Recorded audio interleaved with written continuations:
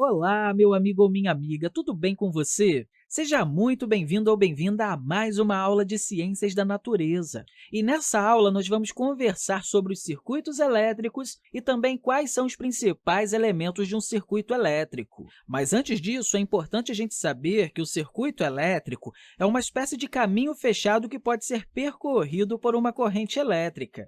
Bem, agora que você já sabe o que é um circuito elétrico, é legal a gente conhecer os principais elementos de um circuito elétrico e também a função de cada um deles, além dos símbolos e das unidades de medida.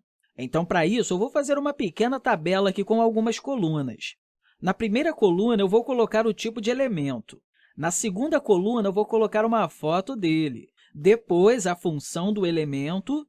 Aí, na outra coluna, eu vou colocar a representação desse elemento no circuito elétrico, depois a grandeza física atribuída a esse elemento, incluindo o símbolo que normalmente utilizamos para fazer os cálculos matemáticos, e, por último, na última coluna, a gente vai colocar a unidade de medida dessa grandeza física e também o símbolo dessa unidade de medida. Vamos começar aqui pelo mais importante, a fonte de tensão. A gente pode colocar uma foto de uma pilha aqui, por exemplo.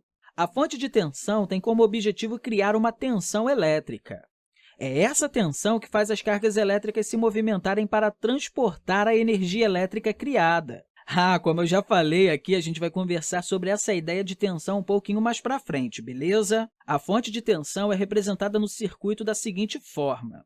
Observe que a gente tem duas barras paralelas. A barra maior indica o terminal positivo e a barra menor indica o terminal negativo. Como se trata de uma fonte de tensão, ela vai criar uma tensão elétrica, ou diferença de potencial, que a gente pode abreviar apenas como DDP. A gente representa a tensão gerada pela fonte com a letra V, mas também é muito comum representar com a letra U. A unidade de medida da tensão gerada pela fonte é o volt, que também representamos com a letra V. Bem, vamos agora para o próximo elemento, o resistor.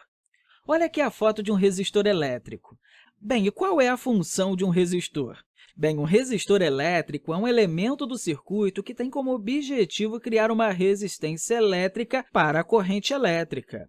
Ou seja, o resistor dificulta a passagem das cargas elétricas. Nós representamos o resistor em um circuito elétrico dessa forma, como se fosse um pedaço de fio dentado. Como eu disse, o resistor cria uma resistência elétrica, e o símbolo para representar a resistência elétrica é o R maiúsculo. Não podemos esquecer que a unidade de medida da resistência elétrica é o ohm, que é representado através da letra grega ômega. Essa aqui que eu estou colocando para você aqui agora. O próximo elemento que podemos conhecer é o capacitor. Aqui eu coloquei a foto de um tipo de capacitor, já que, na verdade, tem vários tipos de capacitores diferentes. Normalmente, o capacitor é formado por duas placas condutoras isoladas entre si. Pode existir um material isolante entre eles. Mas, afinal, qual é a função do capacitor?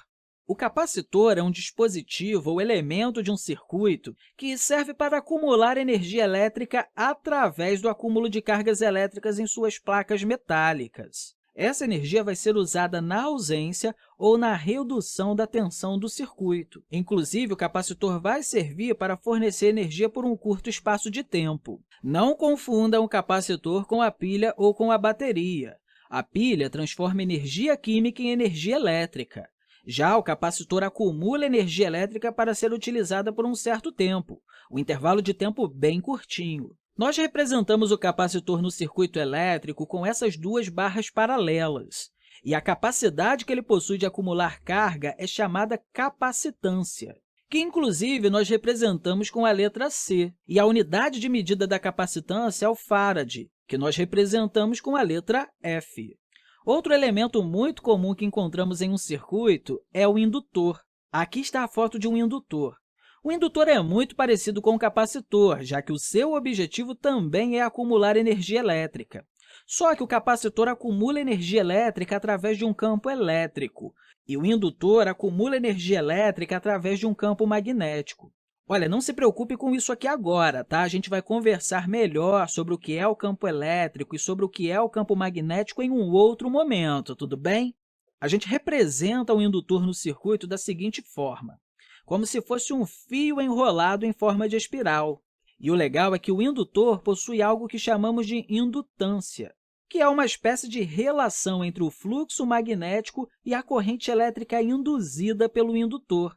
Mas isso também é algo mais complexo para a gente conversar agora.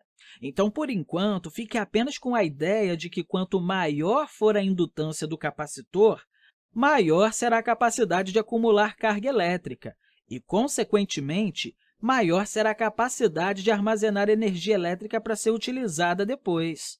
A indutância é representada pela letra L, e a unidade de medida da indutância é o Henry, que nós representamos com a letra H. Outro elemento que a gente não pode deixar de falar aqui é a chave. Aqui nós temos uma foto de uma chave. A chave é como se fosse um interruptor. Na verdade, o interruptor é uma chave. A chave tem a função de conectar ou desconectar partes de um circuito. Sendo assim, a gente pode representar ele no circuito das seguintes formas. Assim é quando ele não está conectando os dois pontos do circuito, e assim é quando ele está conectando os dois pontos do circuito. No primeiro caso, a gente vai ter um circuito elétrico aberto, e assim não teremos uma corrente elétrica sendo formada nesse circuito. Já no segundo caso, a gente vai ter um circuito elétrico fechado, e com isso nós vamos ter uma corrente elétrica sendo formada no circuito. A gente vai voltar a falar um pouco mais sobre esses dois tipos de circuitos um pouquinho mais na frente, tudo bem? Tem um outro elemento muito importante para os circuitos elétricos, que é o fusível. O objetivo do fusível é proteger os aparelhos elétricos, mas como exatamente isso funciona? Normalmente, quando ocorre uma sobrecarga, o fusível se sacrifica, queimando o fio condutor que tem em seu interior e assim interrompendo o caminho da corrente elétrica. Com isso, o aparelho elétrico não vai receber a sobrecarga. A gente representa o fusível no circuito elétrico dessa forma aqui, como se fosse um fio fazendo uma curva, para indicar que esse fio vai se romper quando houver uma sobrecarga. O fusível não possui uma grandeza física, mas sim uma corrente elétrica máxima que ele suporta sem se queimar. Essa corrente é chamada de corrente elétrica nominal, que costuma ser medida em amperes e que é representada pela letra A. A gente ainda vai voltar a conversar sobre a corrente elétrica e sua unidade de medida, tudo bem? Bem, meu amigo ou minha amiga, a gente pode representar todos esses elementos em um circuito elétrico da seguinte forma. Aqui a gente coloca a fonte. Depois, a gente conecta um fio condutor aqui no terminal positivo da fonte. Depois, a gente pode colocar uma chave, aí depois mais fio. Depois, a gente pode colocar um resistor, depois um indutor e depois, quem sabe, um capacitor. Depois, a gente volta com o fio aqui para o outro terminal da fonte. Pronto, temos um exemplo de um circuito elétrico com os elementos que nós conversamos aqui. Só ficou faltando o fusível, mas a gente poderia colocar aqui também. Bem, esses são os principais elementos que você vai ver em um circuito elétrico. Eu espero que você tenha compreendido direitinho o que é um circuito elétrico, o que ele faz e quais são os elementos mais importantes de um circuito elétrico. Aproveitando o momento, é que eu quero deixar para você um grande abraço e até a próxima!